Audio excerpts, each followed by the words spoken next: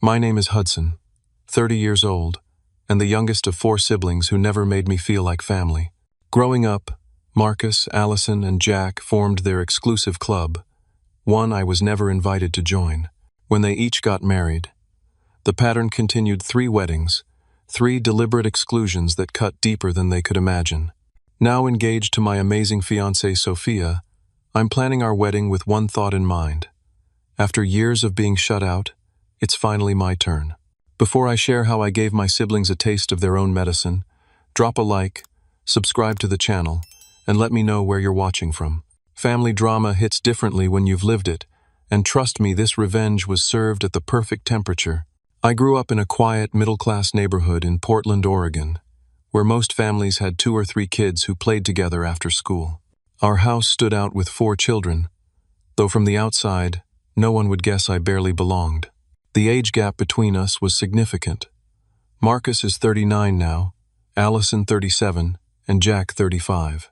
Those years made all the difference in how they viewed me. Not as a brother, but as an unwanted addition.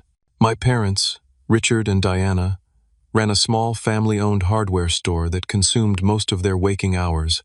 The business provided for us comfortably but required their constant attention, especially during my early years when the economy faltered. Their absence created a household where my siblings essentially raised themselves and resented having to occasionally watch over me. Marcus, Allison, and Jack formed an impenetrable trio from my earliest memories. They shared inside jokes, secret languages, and most painfully, a unified front against including me in anything they deemed important. I can still picture the treehouse my father built in our backyard oak tree when Marcus turned 12. Within days, a hand-painted sign appeared on the ladder: "No babies allowed." I was only 3 then, but the message was clear and became a theme for the next 2 decades of my life. As they grew older, their methods of exclusion became more sophisticated. When they'd venture out on neighborhood bike adventures, they'd wait until Mom sent me to brush my teeth before sneaking out the back door. I'd emerge to an empty house, confused and hurt, while they explored the creek beds and abandoned lots that bordered our subdivision. By the time I'd learned to ride well enough to keep up, they'd moved on to skateboarding or hanging out at friends' houses, always one step ahead in their efforts to leave me behind. The summer I turned 8, our parents splurged on a family trip to Disney World, a once-in-a-lifetime vacation for a family running a small business during uncertain times. My excitement was boundless until the second day when I woke up alone in the hotel room with a hastily scribbled note: "Gone to Space Mountain. Too tall for you anyway." I spent 3 hours terrified in the hotel until a housekeeper helped contact security. My parents cut their own ride short to find me, but my siblings merely shrugged when confronted. "We thought he'd slow us down," Jack explained without remorse. When I'd complained to my parents, their responses followed a predictable pattern. "They're just older, Hudson. They want their space," my mother would say, smoothing my hair while already turning her attention back to dinner preparations or store inventory. My father's approach was even less helpful. "Toughen up, son. Siblings fight. They'll come around." But they never did, and my parents never insisted. Instead of forcing my way into their world, I developed my own coping mechanisms. While they claimed the backyard and basement recreation room, I transformed my bedroom into a sanctuary. I devoured books about adventure and friendship, built intricate model airplanes, and taught myself to code using an outdated computer my father brought home from a yard sale. I became self-sufficient out of necessity, developing solitary hobbies that didn't require the approval or participation of others. The one bright spot was my friendship with Tyler Johnson, who lived 3 houses down. An only child with parents who welcomed the constant presence of a quiet, well-behaved friend, Tyler's home became my refuge.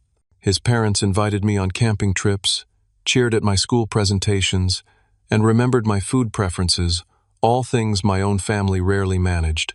Mrs. Johnson once commented that I was practically family, a casual remark that brought unexpected tears I quickly blamed on allergies. My 10th birthday stands out as particularly painful. My mother had planned a modest party at the local bowling alley, inviting classmates with colorful cards I'd helped address. The morning of the celebration arrived, and we waited as the reserved lanes remained empty. An hour past the start time, my mother began making calls, discovering that my siblings had told my friends the party had been rescheduled for the following weekend. Just a misunderstanding, my father insisted, but the smirks exchanged between Marcus and Allison told the true story. We bowled as a family instead, my siblings complaining throughout about missing other plans. That birthday sparked something in me, not just hurt, but determination.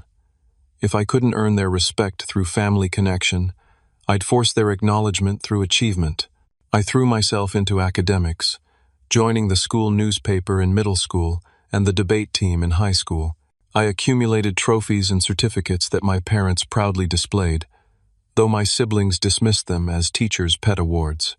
By 17, I'd secured a substantial scholarship to a prestigious university on the opposite coast, an achievement even Marcus, who'd attended the state college on our parents' dime, couldn't diminish. The night I received my acceptance packet, my mother called me into the kitchen after dinner, my siblings already dispersed to their rooms or out with friends. "You know we're proud of you," she said, hands nervously folding a dish towel, "but it's so far away. Are you sure you want to move across the country?" That question contained the first recognition that I existed as an independent person with desires that might not center around our family dynamic. I remember feeling both validated and sad that it had taken 17 years and imminent departure to prompt this awareness. "I'm sure, Mom," I replied, already picturing the freedom of a place where no one knew me as the forgotten fourth child. Our last dinner as a complete family before I left for college remains etched in my memory, not for any meaningful connection, but for its awkward formality. My parents had insisted everyone attend, resulting in an uncomfortable meal where my siblings checked their phones under the table and offered monosyllabic congratulations when prompted. I left for school the following week, with a curious mixture of excitement and relief, already sensing that distance might be my best defense against a lifetime of subtle rejection. By sophomore year of college, I'd created a life that felt authentically mine. My communication studies major played to my strengths, professors appreciated my thorough work, and I'd formed solid friendships with people who actually enjoyed my company. 3,000 miles from Portland, I rarely thought about the siblings who'd spent years making me feel invisible. The November phone call from my mother disrupted that hard-won peace. "Marcus proposed to Natalie last weekend," she announced, her voice brimming with excitement. "They're planning a June wedding." My brother had been dating Natalie for nearly 3 years, so the news wasn't surprising, but my reaction caught me off guard. Despite everything, a flicker of hope ignited. A wedding, a fresh start, a new family member, an opportunity to reset our relationship as adults rather than resentful children. "That's great news," I replied with genuine enthusiasm. "I'll check my exam schedule, but I should be able to fly back for a long weekend in June." My mother made an affirmative sound before changing the subject to my classes. Looking back, I should have recognized her evasiveness as the warning it was. Thanksgiving break brought me home for the first time since summer. The house looked smaller somehow, my childhood bedroom preserved yet feeling like it belonged to someone else. Marcus and Natalie joined us for dinner, bringing glossy wedding magazines and venue brochures that dominated conversation. "We're thinking about the riverfront gardens," Natalie gushed, showing photos of an elegant glass-walled venue overlooking the Willamette River. "They have the most amazing sunset view for the reception." Marcus seemed different around her, softer, more animated. He actually acknowledged me with questions about school, and for a brief, foolish moment, I imagined my brother had matured beyond childhood grudges. When Natalie mentioned needing help assembling welcome bags for out-of-town guests, I volunteered immediately, eager to contribute. "That's so sweet, Hudson," she said, touching my arm. "We'll definitely keep that in mind." Later that evening, while helping my mother clear dishes, I overheard Marcus in the living room with Allison and Jack, their voices carrying through the heating vent.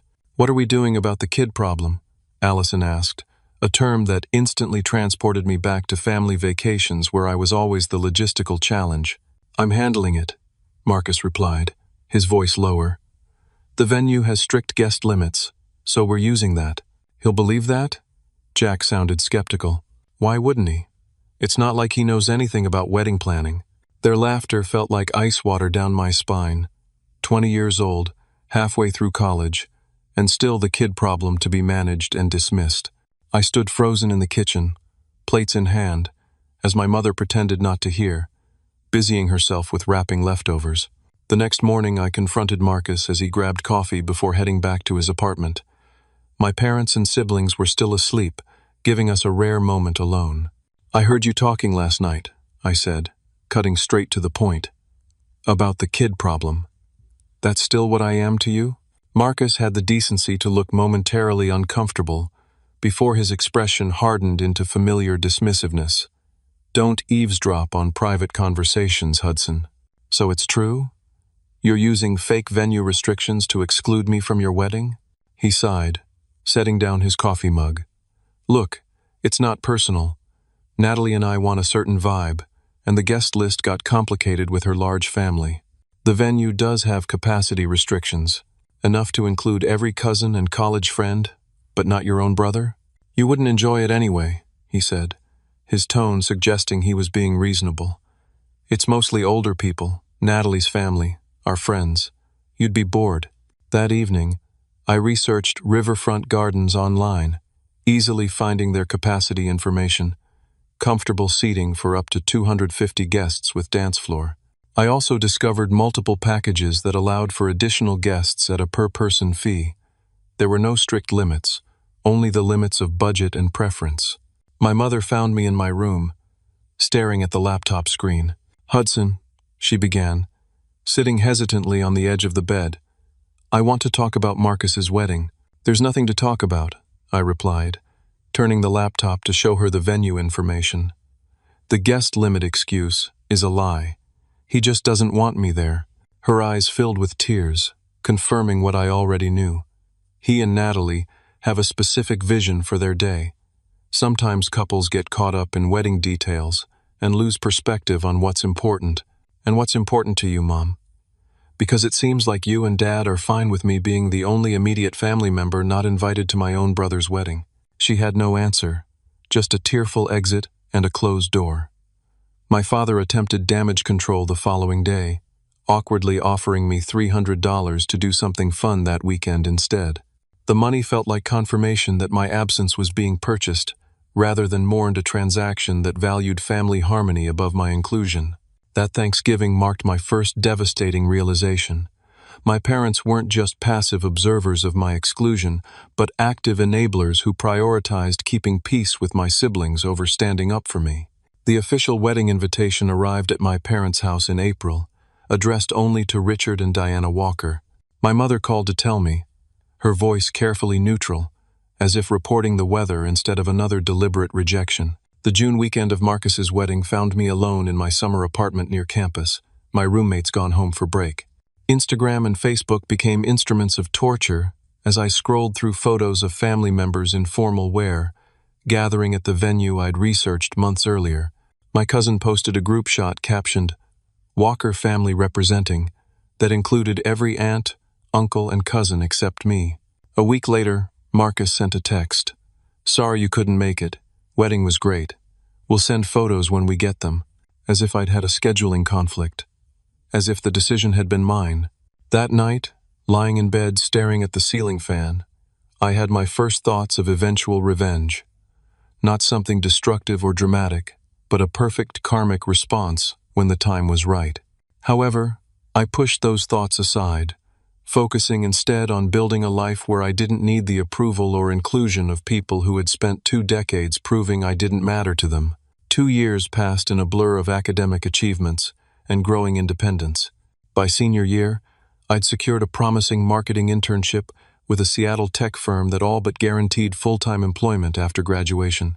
My life was taking shape exactly as I'd planned, 3,000 miles from the family that had never made space for me. The email from my mother arrived during finals week. "Allison and Brendan got engaged last weekend. Planning a fall wedding. Call when you can." Despite everything, that familiar flicker of hope returned. Perhaps Marcus's exclusion had been an anomaly, a mistake Allison wouldn't repeat. After all, she had always been slightly less hostile than our brothers, occasionally including me in movie nights when no better options presented themselves. After finishing exams, I made an impulsive decision to fly home without warning. Perhaps showing up, being physically present instead of a distant voice on the phone, would remind them I was a real person with feelings, not just an inconvenient afterthought.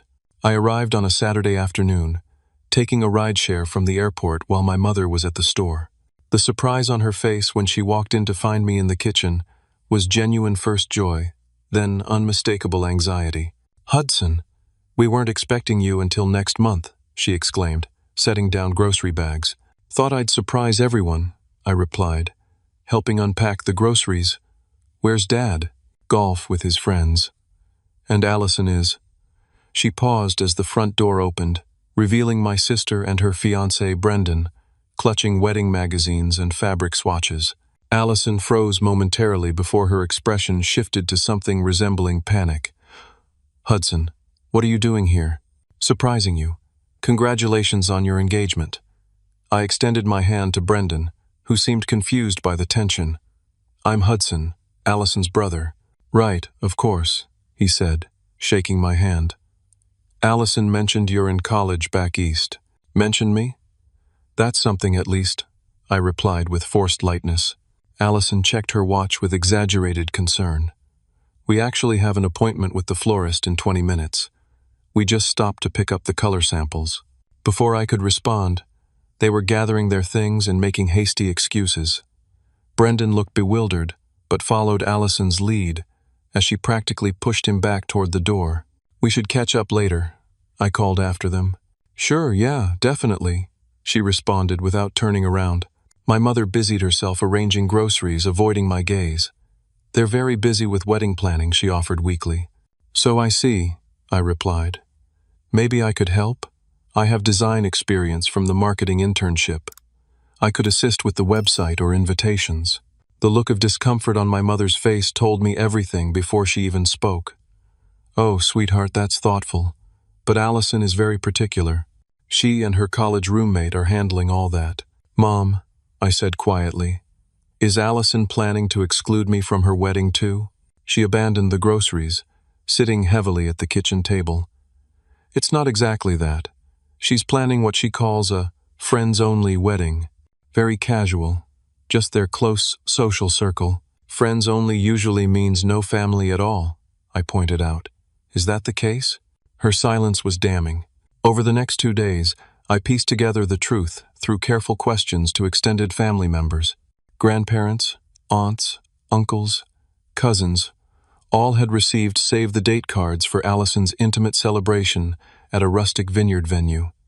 The only family member not included was me. I confronted Allison at her apartment, having texted ahead this time to prevent another hasty escape. "Just tell me the truth," I said, standing in her meticulously decorated living room. "Why am I the only family member excluded from your supposedly friends-only wedding?" She sighed dramatically, as though I was creating an unreasonable problem. "Hudson, it's nothing personal. You just wouldn't fit in with my friends. You don't know them. You don't share our history. I don't know Brendan's family either. But they're invited. That's different. They're his family. And I'm yours," I countered, my voice cracking slightly. "Whether you like it or not." Something in her expression hardened. "Look, this isn't new. We've never been close. Marcus, Jack and I grew up together. We have the group chat, the inside jokes, the shared experiences. You were always just, too, there, on the periphery." "You have a group chat?" The revelation shouldn't have hurt as much as it did. She rolled her eyes. "Since high school. We call it -1. The moment the words left her mouth, she had the grace to look slightly ashamed. "-1, I repeated, the meaning crystal clear. "Well, thanks for the honesty, I guess." "Hudson, don't make this a bigger deal than it is. It's just a party." "It's not just a party. It's a deliberate choice to exclude me from family events, over and over again. And the worst part? Mom and Dad let you do it." She had no response for that, just an uncomfortable shrug before checking the time and mentioning another appointment. Back at my parents' house, their defense was even weaker than during Marcus's wedding. My father attempted to explain that Allison has always been headstrong, while my mother suggested I focus on the positive aspects of family connections. What positive aspects? I asked, genuinely curious what she could possibly point to. Neither had an answer.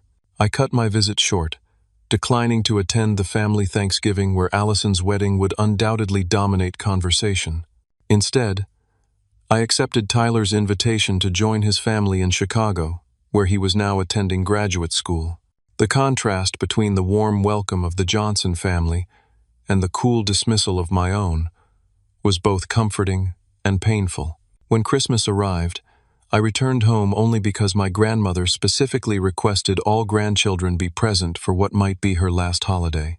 The forced family gathering included an excruciating moment when Allison passed around her professional wedding photos, narrating each image while I sat silently, excluded from both the event and the memories.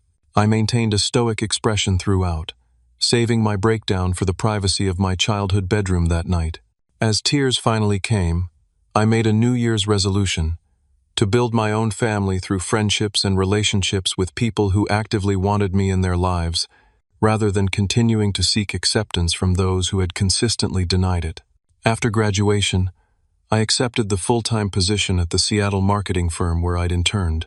The cross-country move felt symbolic, not just leaving the East Coast campus that had been my temporary home, but creating permanent geographic distance from the family dynamics that had defined my childhood. Seattle suited me. The creative energy of the tech industry matched my ambitions, and the city's reputation for polite but reserved residents meant I could build connections at my own pace. 6 months into my new position, I met Sophia during a collaborative project between our departments. With dark hair, quick wit, and a kindness that never felt forced, she was unlike anyone I'd dated in college. Our relationship progressed naturally, weeknight dinners evolving into weekend hiking trips, and eventually meeting her close-knit family, who lived just outside the city. The Liu household operated with a warmth and inclusion that initially made me uncomfortable simply because it was so unfamiliar. Sophia's parents insisted I join their weekly Sunday dinners, her father teaching me to make proper dumplings while her mother kept my favorite tea stocked in their pantry. "Your family must miss having you on the opposite coast," Mr. Liu commented once, his assumption of normal family bonds both touching and painful. "We're not particularly close," I replied, focusing intently on folding dumpling dough. It was during this peaceful period of building my own life that the family group text, the one I was actually included in, chimed with Jack's announcement, "Proposed to Kristen yesterday." She said yes, planning for spring wedding next year. Congratulatory messages flooded the thread from parents, extended family, and of course, Marcus and Allison. I stared at my phone, wondering how to respond. 2 previous weddings, 2 deliberate exclusions, yet some stubborn part of me still sought connection, still believed that perhaps this time would be different. I decided on a final attempt at reconciliation. Rather than just sending a text, I purchased an expensive crystal picture frame from a local artisan, had it engraved with Jack and Kristen's names and engagement date, and shipped it to their apartment with a heartfelt note expressing my genuine happiness for them. 2 weeks later, the package returned to my Seattle address, unopened but with a handwritten sticky note attached. "Thanks, but we're keeping it small." Not even the courtesy of opening the gift. Not even the pretense of appreciation. When my mother called that evening, I let it go to voicemail, unable to face another gentle explanation of why my presence wasn't required at yet another family milestone. Her message was exactly what I expected. "Hudson, Honey, Jack, and Kristen are planning a very intimate ceremony. Just immediate family and a few close friends. I know you'll understand." I called her back the next day, my voice calm despite the anger simmering beneath the surface. "Mom, I am immediate family. I'm his brother." Her uncomfortable silence stretched until I thought the call had dropped. Finally, she sighed. "I know, sweetheart. I've tried talking to them, all 3 of them. Your father and I both have." "Not hard enough," I replied, surprising even myself with the bitterness in my tone. This prompted an unexpected confession from my father, who apparently had been listening on the extension. "Hudson, there's something you should understand. Your siblings. They've always been jealous of you." Jealous? The concept seemed absurd. What could they possibly be jealous of? Your achievements, your independence. The way you've always been self-sufficient while they depended on us well into adulthood. Marcus didn't move out until 26, and we paid his rent for 2 years after that. Allison changed majors 3 times and took 6 years to graduate. Jack barely finished community college. And that's supposed to excuse them treating me like I don't exist? No, my mother interjected. We're not excusing it. We're trying to explain it. Well, your explanations are 20 years too late, I replied, ending the call before emotion could overtake me. Curiosity drove me to search online for information about Jack's wedding. Within minutes, I discovered a detailed wedding website with password-protected sections for guests. The public portion revealed plans for a lavish celebration with 200 guests at a mountain resort. So much for intimate ceremony. More disturbing than the lie was the Our Story section featuring family photos through the years: Jack's graduation, family vacations, holiday gatherings, all carefully selected to exclude any trace of my existence. A stranger viewing the site would assume Jack was the youngest of 3 siblings, not 4. I called Jack directly, something I rarely did. To my surprise, he answered, "Hudson, this is unexpected. I saw your wedding website," I said, skipping pleasantries. "Interesting how you've erased me from the family history." He sighed, not bothering to deny it. "What do you want me to say?" "Those photos represent our shared experiences. Experiences you deliberately excluded me from, even when I was physically present. You cropped me out of the Christmas photo from 2013. I was standing right next to Dad. Look," Jack said, his tone suddenly direct. "I'm going to be honest in a way Marcus and Allison haven't been. We never considered you part of our group. We grew up together, the 3 of us, through elementary school, middle school, high school. You were just the afterthought, the kid who came along when we already had our dynamic established." The cruelty of his honesty was somehow worse than the previous pretenses. "I was 3 years younger than you, Jack. Not a different species. You chose to exclude me at every turn. And we're still making that choice," he replied. "I don't expect you to understand." "Oh, I understand perfectly. And someday, you might understand too." I hung up, hands shaking with a combination of rage and resolution. That conversation represented the final straw, not just another exclusion, but the unapologetic admission that it had always been deliberate. I drafted a careful email to my parents explaining that I needed distance from the entire family. Their response was to suggest family therapy, a solution 25 years overdue, and promptly rejected by my siblings, who saw no problem to address. The final confirmation that distance was necessary came during the holidays when my parents' annual card arrived, featuring a family photo taken during Jack's wedding weekend, all 3 siblings, and my parents, smiling in formal attire, with no acknowledgement of my absence, not even a separate photo of me included. It was as if I'd been not just excluded from the event, but erased from the family entirely. Showing the card to Sophia prompted her first genuine anger on my behalf. As an only child raised by parents who treasured her, she found my siblings' behavior incomprehensible and my parents' enabling unforgivable. "They don't deserve you," she stated flatly, tossing the card into the recycling bin. "Family isn't just shared DNA. It's showing up. It's making space. It's celebrating each other." Her indignation gave me permission for my own, and that night became a turning point.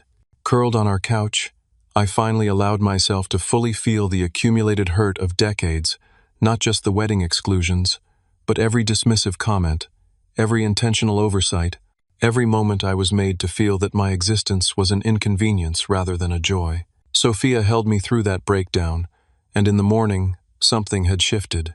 The constant ache of seeking approval from people determined to withhold it had begun to subside, replaced by the certainty that I deserved better. I deserved the family I was building, friends who chose my company, colleagues who valued my contributions, and most importantly, Sophia, who loved me without reservation or condition. 2 years passed with minimal contact with my family. Occasional text exchanges with my parents, birthday calls that remained surface level, and complete silence from my siblings. During this time, My career flourished as I was promoted to creative director, managing a team that consistently produced award-winning campaigns. More importantly, my relationship with Sophia deepened through challenges and celebrations alike. When a health scare sent her father to the hospital, I took leave from work to help the family navigate medical decisions. When my presentation won our agency a major client, Sophia organized a surprise dinner with friends to celebrate. We built rituals and memories that became the foundation of our shared life. On our second anniversary, I planned a weekend hiking trip to Mount Rainier, Sophia's favorite outdoor escape. As the sunrise painted the snow-capped peak in golden light, I knelt on the mountain trail and asked her to marry me. The ring, a sapphire surrounded by small diamonds, caught the morning light as tears filled her eyes.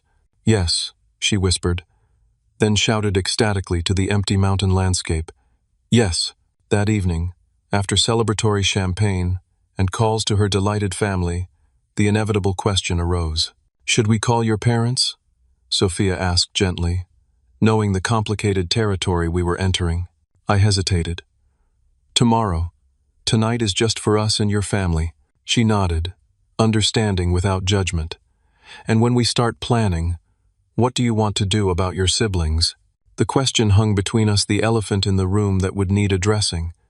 "I honestly don't know yet," I admitted. "Part of me wants to be the bigger person. Another part remembers exactly how it felt to be the only family member not invited to 3 separate weddings." "Whatever you decide, I support you," she assured me, her hand warm in mine. "They're your family, but this is our wedding. We make the rules." The following day, I called my parents with the news. Their genuine happiness came through clearly, my mother crying tears of joy, and my father's voice gruff with emotion. Neither mentioned my siblings until the very end of the call. "Have you told Marcus, Allison, and Jack yet?" my mother asked hesitantly. "No," I replied honestly. "I'm not sure I'm going to." The silence that followed spoke volumes. Finally, my father cleared his throat. "They've changed, Hudson, since you've been gone. I think they've realized some things." "That's good to hear," I responded neutrally. "But it doesn't erase the past." After the call, I posted a simple engagement announcement on social media, the platform my siblings most actively used. Within hours, congratulatory comments appeared from friends, colleagues, and extended family. Notably absent were any reactions from Marcus, Allison, or Jack, though I knew they'd seen the post. 3 days later, my mother called again, her tone cautious. "Your siblings saw your engagement announcement. They're very happy for you." "Are they?" Interesting they couldn't tell me directly. "Hudson," she sighed. "Can we talk about this in person? Maybe your father and I could fly out to Seattle next month. We could discuss the wedding plans and other things." The other things clearly meant my siblings, but her willingness to come to me rather than expecting me to return to Portland represented a shift. I agreed to dinner when they visited, setting the first boundary: just you and Dad, not at our apartment, a public restaurant. In the weeks before their visit, Sophia and I began preliminary wedding planning.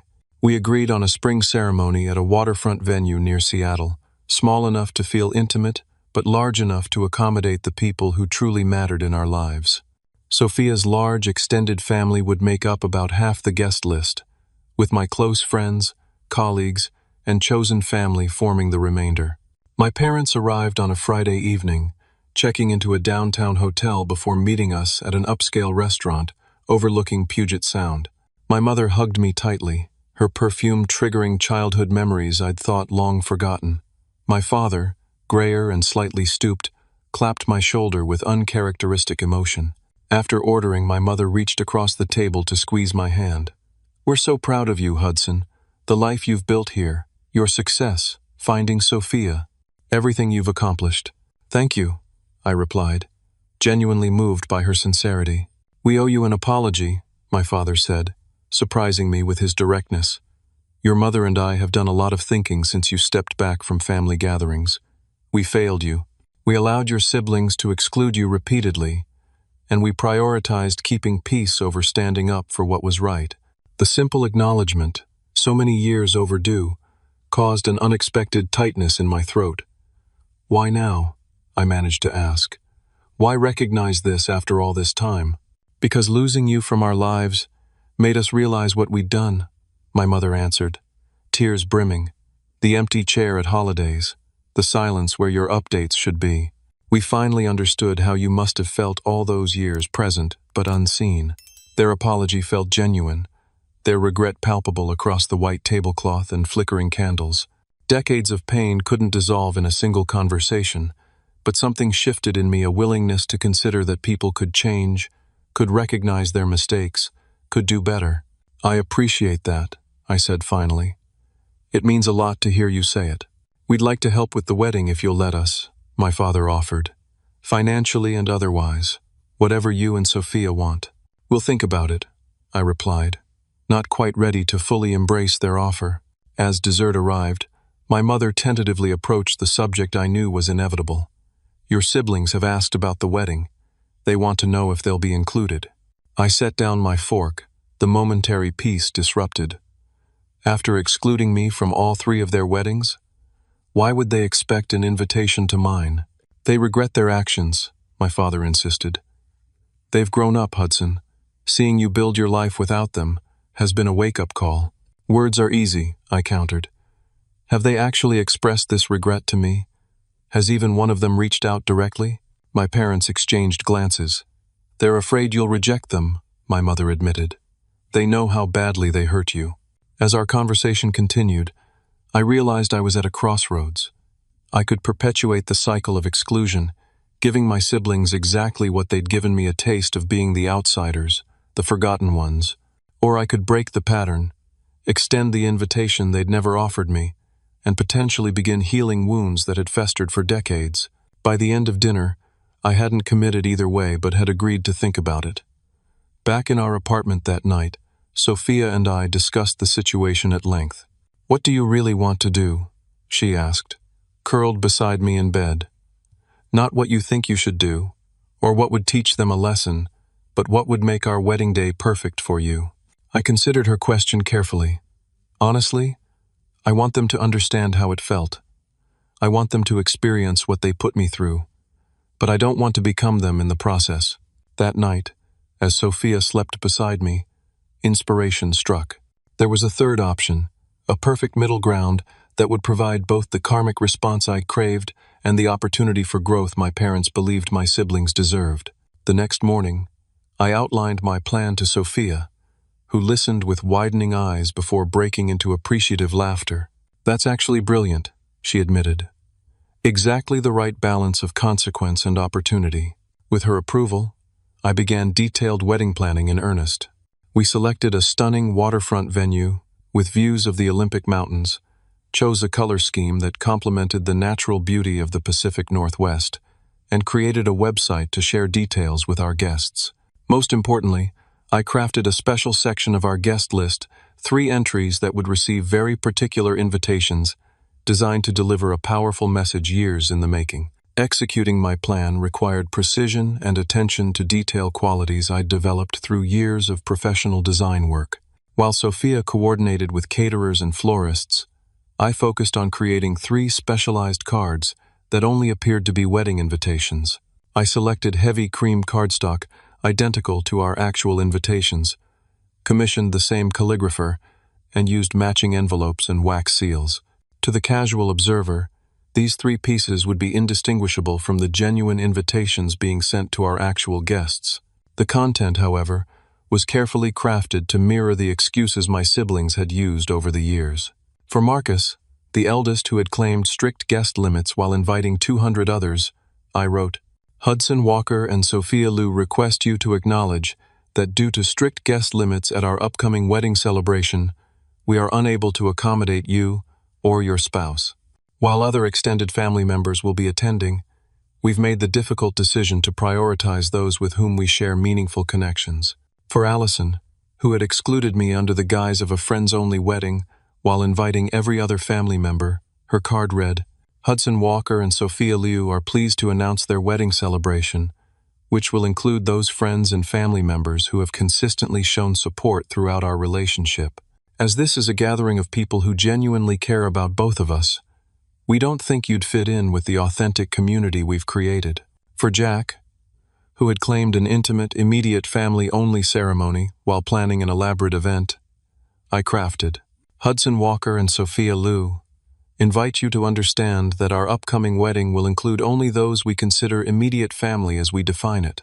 While this definition encompasses extended relatives, close friends, and colleagues who have been present in our lives, it unfortunately doesn't extend to siblings who have systematically excluded us from their major life events.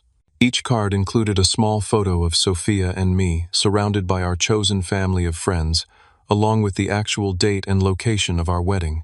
At the bottom of each, I added a final touch. Information you're not invited to use. The design was beautiful, the message unmistakable, the execution flawless. When I showed the completed cards to my parents during their final day in Seattle, they were initially shocked. "Hudson, this seems harsh," my mother began, reading Marcus's card with widened eyes. "Is it?" I countered. "These are literally their own words and actions reflected back at them.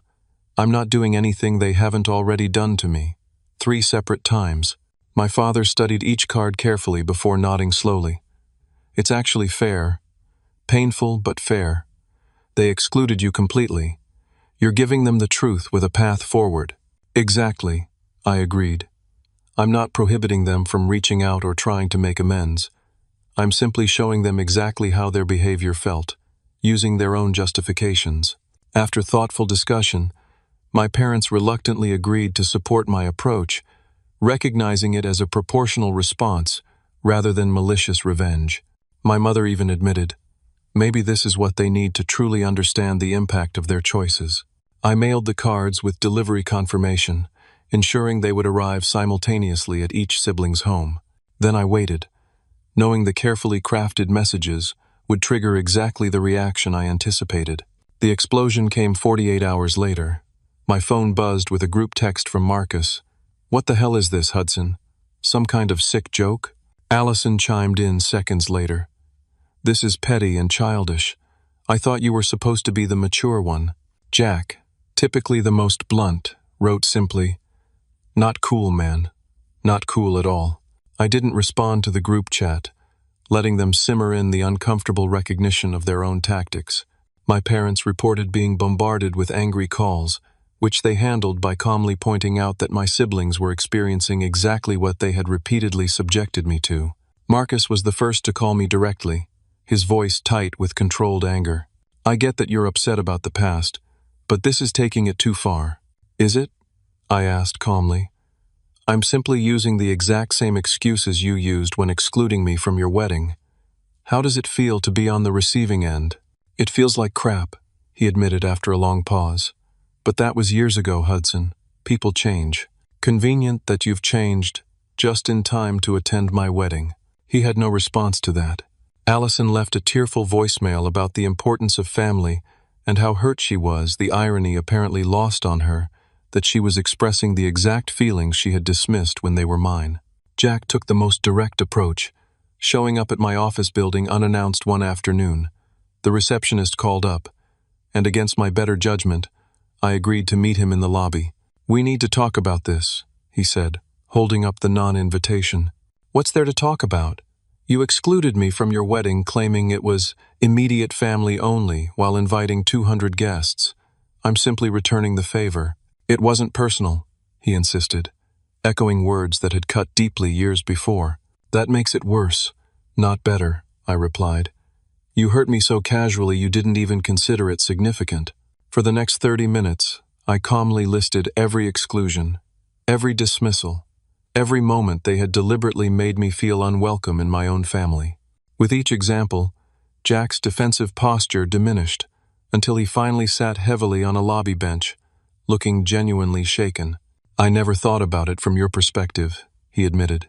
"We just always saw you as separate, because you chose to," I pointed out. "Every single day for decades, you chose to treat me as an outsider." For the first time in our adult lives, I saw genuine remorse in his expression. "I'm sorry, Hudson. I really am. We screwed up." "Yes, you did." I stood to end the conversation. "And now you know exactly how it feels." As I walked back to the elevator, he called after me. "So that's it? We're not invited, period?" I turned back briefly. "The cards weren't actual invitations, Jack. They were mirrors. What happens next depends on all of you." That evening, Sophia held me as I processed the confrontations, assuring me I had done nothing wrong by finally standing up for myself. "They needed to feel what you felt," she insisted. "Sometimes people can't understand pain until they experience it themselves." My parents navigated an awkward position between their children, trying to mediate without taking sides. Extended family members began reaching out, some supportive of my stance, others urging forgiveness without accountability. I maintained firm boundaries throughout, neither closing the door completely nor rushing to absolve decades of hurt without genuine change. Social media became a battleground briefly, with vague posts from Allison about family harmony and forgiveness clearly aimed at garnering sympathy. I remained silent online, refusing to engage in public family drama. Those who truly knew me understood. Those who didn't matter didn't understand. Through it all, I felt an unexpected lightness. After years of carrying the weight of rejection, I had finally addressed it directly, instead of pretending it didn't hurt. The response cards hadn't been about revenge, but about truth holding up a mirror to behavior my siblings had never been forced to confront. For the first time in my life, I wasn't the one being hurt, dismissed, or forgotten. I had reclaimed my power and made them feel just briefly what I had endured repeatedly. And in doing so, I had opened the possibility, however small, for genuine change. Our wedding day dawned with perfect Pacific Northwest weather, clear blue skies with just enough cloud cover to create spectacular photographs against the Olympic Mountains. The waterfront venue looked exactly as we'd envisioned, with simple, elegant decorations that complemented rather than competed with the natural beauty surrounding us. As I stood in a private room adjusting my tie, my phone buzzed with an unexpected text from Marcus. "We're all at the coffee shop 2 blocks from your venue. Could we talk before the ceremony? Just 5 minutes." I showed the message to Tyler, my best man and oldest friend, who raised an eyebrow. "Your call, man. But whatever you decide, don't let them hijack your day." After a moment's consideration, I replied, "Lobby of the venue. 15 minutes. All 3 of you." Sophia was in another room with her bridesmaids, and I decided not to involve her in this potential drama before our ceremony. This was my family issue to resolve, and today of all days, I needed to handle it with clarity and strength. At the appointed time, I walked to the venue's empty lobby, finding all 3 siblings standing awkwardly near the entrance. They were dressed formally, Marcus and Jack in suits, Allison in a conservative blue dress. For a moment, seeing them together triggered a flood of childhood memories, most painful but a few precious. "Thank you for meeting us," Marcus began, clearly designated as spokesman. "We know this is your wedding day, and we don't want to intrude. Yet here you are," I observed, neutrally. "We deserve the cards you sent," Allison interjected, her voice catching. "Every word of them." Jack nodded in agreement. "It took feeling what you felt to really understand, and even then it's just a fraction, because you experienced that rejection 3 separate times." I studied their faces, searching for the familiar dismissiveness or condescension, but found only genuine regret. "Why the sudden enlightenment? You've had decades to consider how your actions affected me." Marcus stepped forward slightly. "The truth is, I've been jealous of you since we were kids. You were always smarter, more focused, more capable of doing things on your own. Mom and Dad praised your independence while constantly cleaning up my messes. I followed Marcus's lead," Allison admitted. "It was easier to exclude you than to admit you made me feel inadequate. When you started achieving everything I struggled with, good grades, scholarship, career, keeping you at a distance protected my ego." Jack, always the most direct, simply said, "We were shitty siblings, Hudson. There's no excuse for it.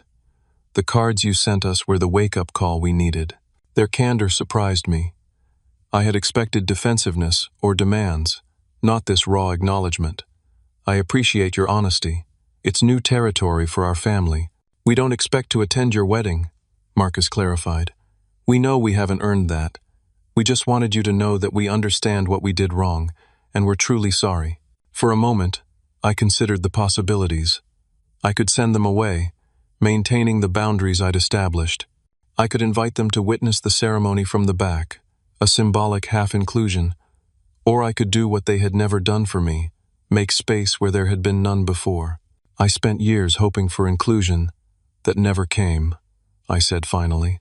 I wanted my brothers and sister at life's biggest moments, and you chose to exclude me from all of yours. Today is about building a new family with Sophia, one based on choice rather than obligation. Their faces fell, clearly expecting rejection. But maybe that's the point, I continued. I'm choosing to be different from you, not because I've forgotten or because the hurt doesn't matter, but because I don't want to perpetuate the cycle. I checked my watch. The ceremony starts in 45 minutes. If you want to attend just the ceremony, not the reception, there will be seats in the back row. Your choice. Without waiting for their response, I returned to my preparation room, feeling strangely peaceful. Whether they stayed or left, I had reclaimed my power by making the choice they had never offered me. The ceremony itself was everything we'd hoped for, intimate, joyful, and authentic.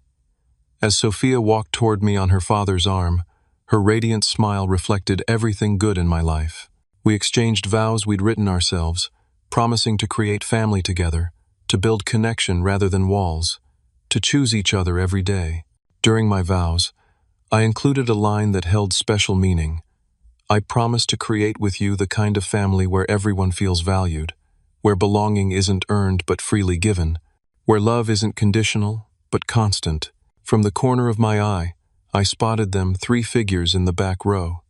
Marcus wiping his eyes, Allison leaning against Jack's shoulder. They had chosen to stay, to witness, to respect my terms rather than impose their own. My father's toast at the small reception, which my siblings did not attend, honoring my boundaries, touched on the journey that had brought us to this day. Hudson, he said, voice thick with emotion, has taught our family what real strength looks like, not the kind that excludes or diminishes others, but the kind that remains open despite hurt, that builds bridges where walls once stood. Sophia, you've found a man who understands the true value of family because he had to create his own. We're grateful to be part of your celebration today. The reception celebrated with those who had consistently shown up for me, Tyler, and his parents who had provided refuge during difficult holidays, college friends who had become family, colleagues who had become confidants, and of course, Sophia's warm, welcoming family, who had embraced me without reservation. As we prepared to leave for our honeymoon in New Zealand, Sophia squeezed my hand. Any regrets about how you handled things? None, I replied honestly. For the first time, I set the terms of engagement with my siblings instead of accepting whatever scraps of inclusion they offered. Whatever happens next will be different because of that. 3 weeks later, returning from our honeymoon to our apartment, filled with unpacked wedding gifts, I found a text message from Jack. We're starting a monthly family dinner at Marcus's place. First Sunday of every month. No pressure, but there will always be places for you and Sophia if you ever want to join. I showed the message to Sophia, who raised an eyebrow. What do you think? Want to go? Not immediately, I replied, but maybe someday. On our terms, not theirs. 6 months later, we did attend our first family dinner, arriving with clear boundaries and leaving with tentative hope. The dynamics had shifted noticeably. My siblings made genuine efforts to include me in conversations, asked questions about our life in Seattle, and showed interest in getting to know Sophia. The road to healing family wounds is long and rarely straight. Some days brought progress, others setbacks. But the wedding cards had accomplished what decades of silence couldn't, forcing my siblings to truly see the impact of their choices and begin the work of genuine change. Last Christmas, for the first time in my adult life, I felt truly included in family celebrations. The moment that crystallized this shift came when Marcus asked me to help his teenage son with college applications, valuing my experience and perspective. Allison requested my feedback on a business idea. Jack saved me a seat next to him at dinner. Small gestures, perhaps, but revolutionary in the context of our family history. What I learned through this journey is that sometimes people need to experience what they dish out before they can truly understand its impact. My revenge wasn't about hurting them, but about holding up a mirror that finally forced them to see what they had done. And in that reflection, they found the motivation to change. Have you ever had to stand up to family members who treated you unfairly? Would you have handled things differently in my situation? Drop a comment below to share your thoughts. And if this story resonated with you, please like, subscribe, and share with someone who might need to hear that setting boundaries with family isn't selfish. It's sometimes the only path to genuine connection. Thank you for listening to my story. Remember, the family we choose can be as meaningful as the one we're born into.